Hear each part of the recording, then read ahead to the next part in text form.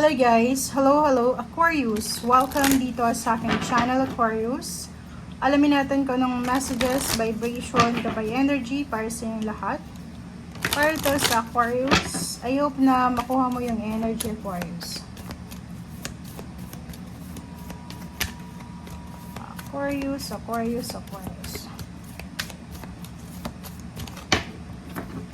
Okay, Aquarius, obstacles and blocks are lifted. Wow! Congratulations! Ang galing.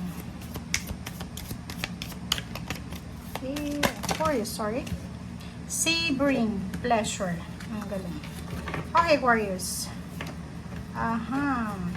So, nakikita ko sir dito, Aquarius, na siguro marami kang napagdaanan na problema for several months or pwedeng years or weeks. And ang nakikita ko sir dito, lahat ng obstacles, lahat ng hadlang, lahat ng mga blockages ay posibleng wala na or mawawala na. Sinasabi sir dito na all your good personal work and your positive energy shift have overcome previous obstacles and blocks are lifted away. So, makaka-experience ka ngayon ng progress, forward movement sa mga projects, sa trabaho, sa career. So, stay positive, stay grateful, humble, and continue lang yung ginagawa mo para continue din yung flow of abundance sa buhay mo. So, nakikita natin dito na mayroong mga Aquarius na may enjoy mo yung sarili mong blessings ngayon. So, ibig sabihin, etong blessings na itong parating sa'yo, etong progress na to, or etong positive forward movement na mangyayari sa buhay mo, is mangyayari ito kasi deserve mo. Okay? Pwedeng career change, career move, pwedeng vacation, relaxation, or pwedeng promotion sa trabaho, relocation, or anything siya. Kasi maganda ito yung magkakos ng sobrang happiness sa buhay mo. So, if tungkol to sa pagbubuntis or tungkol to sa relationship na medyo nagiging sagabal, posibleng mawala na. Pwedeng may problema sa mga in-laws, ganito, hindi makasal dahil sa problemang ganyan. Posible ngayon is mawawala na siya. Okay? Medyo magiging maayos yung takbo ng iyong yung cycle ng buhay mo, ng estado ng buhay mo. Medyo maayos ngayon. Walang masyadong gulo, walang masyadong kung ano man na kailangan na ipag-alala or ipagpanik.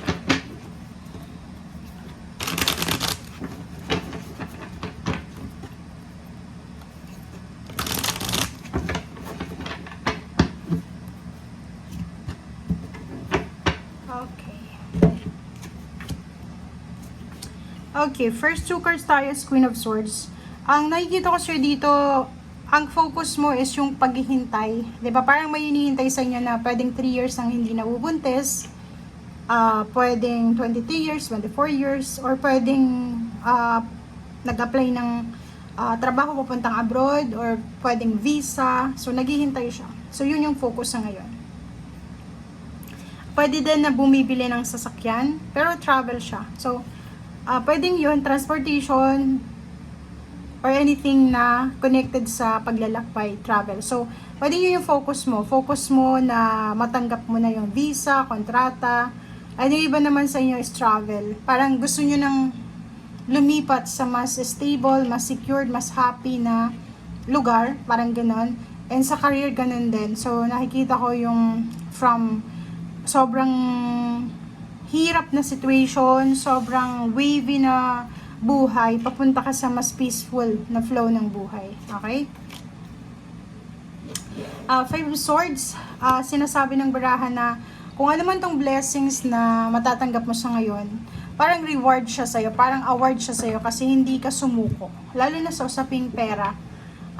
Marami kang pinagdaanan na siguro mga scarcity, problema, na-overcome mo siya or pwedeng ma-overcome mo siya in the next few days or weeks or months.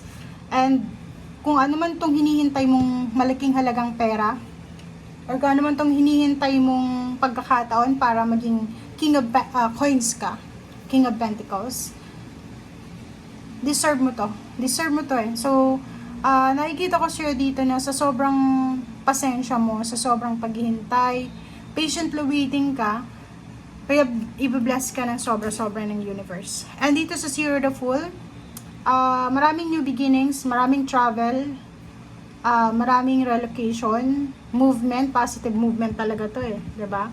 Progress and forward movement, okay? Ang posibleng mangyari sa iyo. Ang daming balita, maraming offers, connections, possibilities, opportunities na pwedeng dumating sa iyo na matutulungan ka niya sa kung ano man tong hangarin mo. Ang nakafocus dito pagta-travel talaga. So, pwedeng yung iba gustong bumili ng sasakyan, or pwedeng yung iba gustong matapos. Pwedeng may binili na silang sasakyan, gusto nilang matapos na yung pagbabayad, parang ganun. Yung iba naman sa inyo pwedeng gusto nang makaalis sa kanilang pinagtatrabahuhan, makaalis sila, makabayad sila sa mga utang nila, parang ganun. So, comment down below. Ang nakikita ko sa'yo dito na may darating talaga sa buhay mo na it's either relationship yan, it's either location, new address, new zip code, or new job, new career na pwedeng siya yung magdadala talaga sa'yo ng comfort. Yung comfort talaga na minamanifest mo. 'Di ba? Level up, yun yung gusto mo. So nakikita natin dito yung pagle-level up ng buhay mo. Ng parang ng estado mo sa buhay. 'Di ba? Parang maraming mga tao sa paligid mo, Aquarius, ang ma-amaze sila. Hindi sila masyadong makakapaniwala kasi kilala ka nila eh. Parang nakita nila na sabay kayong lumaki, sabay kayong nag-aral, sabay kayong naghanap ng trabaho. And ngayon makikita nila na you're ready to explore the world. Parang ganun. So, sa relationship, yun lang. Medyo may konting lang ditong parang konting fear. May iba sa inyo dyan na siguro sa relationship hindi pa kayo sigurado sa karelasyon nyo. If ever na in a relationship ka, girlfriend, boyfriend, live-in partner pa lang. So nakikita natin na meron ditong hindi pa sigurado. And sa ilalim mo dito is 4 of coins. Ang focus mo talaga is makapag-ipon ng pera. Okay, pera. Tangible, physical, material things, yun yung pinaka-focus mo. Ang gusto mo is puno ng pera yung bangko mo. Ang gusto mo na every time na may gusto kang bilhin, may gusto kang kainin, may gusto kang puntahan, kaya mo kasi may pera ka. Parang ito yung energy mo. So comment down below if ito yung energy mo na minamanifest ngayon, or ito yung energy mo na meron sa ngayon. Okay? Thank you guys. And if ever travel din yan, isa sa pwedeng maging hadlang is yung relationship mo.